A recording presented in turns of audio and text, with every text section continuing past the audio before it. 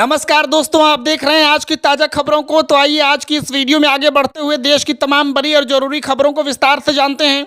दोस्तों, इस वीडियो में वे खबरें शामिल हैं जिन्हें देश की गोदी मीडिया अपने प्राइम टाइम में जगह नहीं देती है और ऐसी खबरों को बिल्कुल तवज्जो नहीं देती है। खबरों को शुरू करें उससे पहले आपसे एक निवेदन है कि आप हमारे चैनल को सब्सक्राइब जरूर कीजिएगा और वीडियो को लाइक करना मत भूलिएगा।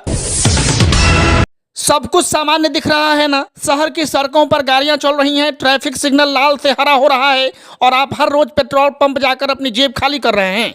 लेकिन क्या आप जानते हैं कि जिस पेट्रोल को आप अपनी गाड़ी में डलवा रहे हैं वह धीरे धीरे आपकी मेहनत की कमाई और आपकी गाड़ी के इंजन दोनों को निगल रहा है।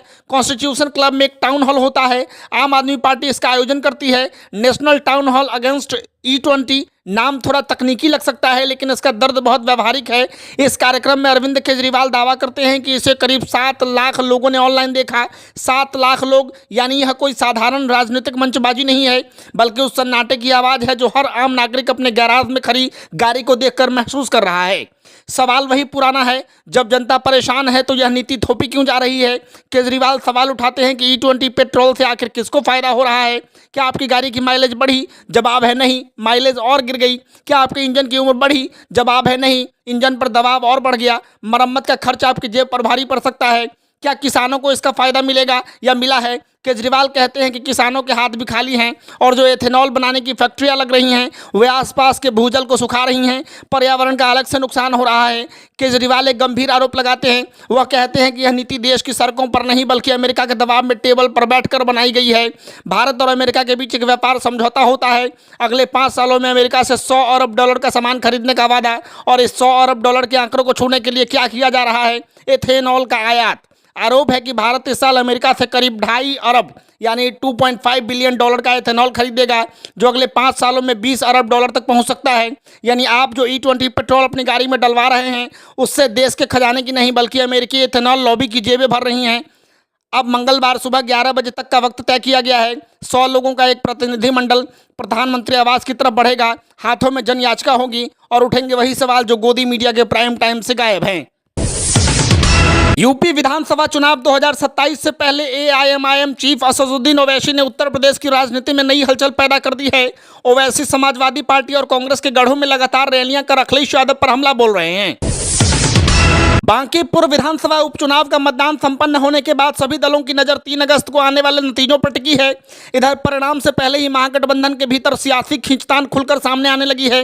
कांग्रेस के राष्ट्रीय प्रवक्ता असीत नाथ तिवारी ने राष्ट्रीय जनता दल यानी RJD के नेता तेजस्वी यादव पर तीखे राजनीतिक हमले किए हैं। उन्होंने बयान जारी कर गठबंधन की कार्यशैली और नेतृत्व पर गंभीर सवाल उठाए हैं।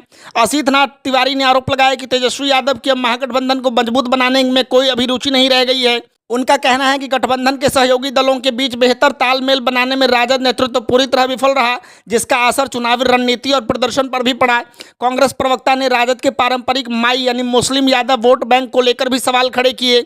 उन्होंने दावा किया कि बांकीपुर उपचुनाव में मुस्लिम और यादव मतदाताओं का समर्थन एकजुट नहीं रहा, यह वोट विभिन्न दलों में बंट गया। उनके अनुसार राजद का परंपरागत सामाजिक आधार अब पहले जैसा नहीं रहा है, मजबूत भी नहीं रहा है और नेतृत्व इसे संभालने में सफल नहीं हो पा रहा है।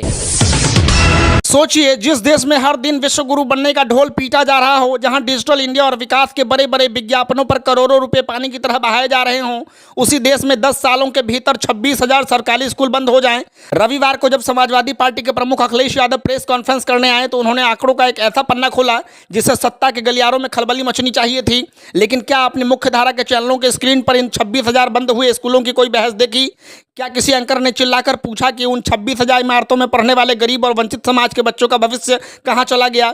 अखिलेश यादव ने सिर्फ शिक्षा पर ही सवाल नहीं उठाया, उन्होंने उस मुद्दे को भी छुआ जिस पर बात करते हुए गोदी मीडिया के एंकरों के पसीने छूटने लगते हैं, राम मंदिर का चढ़ावा।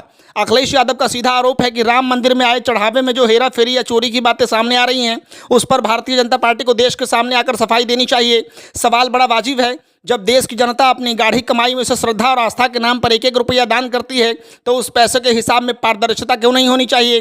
क्या आस्था के नाम पर उठ रहे सवालों पर पर्दा डाल देना ही सुशासन है? बात यहीं खत्म नहीं होती। अखिलेश यादव ने दिल्ली के जंतर मंतर पर हुए हालिया लाठीचार्ज को लेकर भी सरकार को घेरा। उन्होंने पूछा, हम सब ने देखा कि दिल्ली में क्या हुआ, लेकिन सवाल यह है कि लाठीचार्ज का आदेश किसने दिया? जब जब जनता, छात्र या किसान अपने हक के लिए सड़क पर उतरते हैं तो उन पर लाठियां बरसा दी जाती हैं और सवाल पूछा जाता है कि हुक्म किसका था, तो जवाब में सन्नाटा तैरने लगता है। अखिलेश यादव का सीधा आरोप है कि भाजपा राजनीति करने के लिए अधिकारियों को आगे कर देती है और खुद पीछे छिप जाती है। उन्होंने एक तल्ख हकीकत दोहराई, यह पार्टी किसी की सगी नहीं है। अखिलेश यादव ने देश भर में हो रहे उपचुनावों पर भी उंगली उठाई। उन्होंने कहा कि जब पूरे देश में उपचुनाव कराए जा रहे हैं तो यहाँ चुनाव कराने से क्यों बचा जा रहा है, किस बात का डर है। और सबसे बड़ा सवाल, जिस मंत्री से जनता और विपक्ष सदन में जवाब चाहता है, वे मंत्री जिस सदन में आकर बात करने को तैयार क्यों नहीं होते। गोदी मीडिया आपको शायद आज रात की डिबेट में किसी दूसरे मुद्दे पर उलझाए रखेगा। हो सकता है कि 26,000 बंद हुए स्कूलों की खबर को किसी कोने में दबा दिया जाए, लेकिन सवाल अपनी जगह कायम रहेंगे। क्या 26,000 स्कूलों पर ताला लटकाना ही 10 साल का विकास मॉडल है? क्या जंतर मंतर पर लाठियां चलाकर उठती हुई आवाज़ों को खामोश किया जा सकता है? और क्या सदन में जवाबदेही से भागना ही लोकतंत्र की नई परिभाषा है? इस वीडियो को आपने यहाँ तक देखा है, इसके लिए आप तमाम दर्शकों का बहुत धन्यवाद। वीडियो को लाइक कीजिएगा, चैनल को सब्सक्राइब जरूर कीजिएगा। एक सांसद है मान्यवर, उन्होंने किसान आंदोलन में किसानों को गालियां दी, नौजवानों के आंदोलन में नौजवानों के लिए इतनी भद्दी टिप्पणी की मान्यवर इस सदन के अंदर मैं कह नहीं सकता।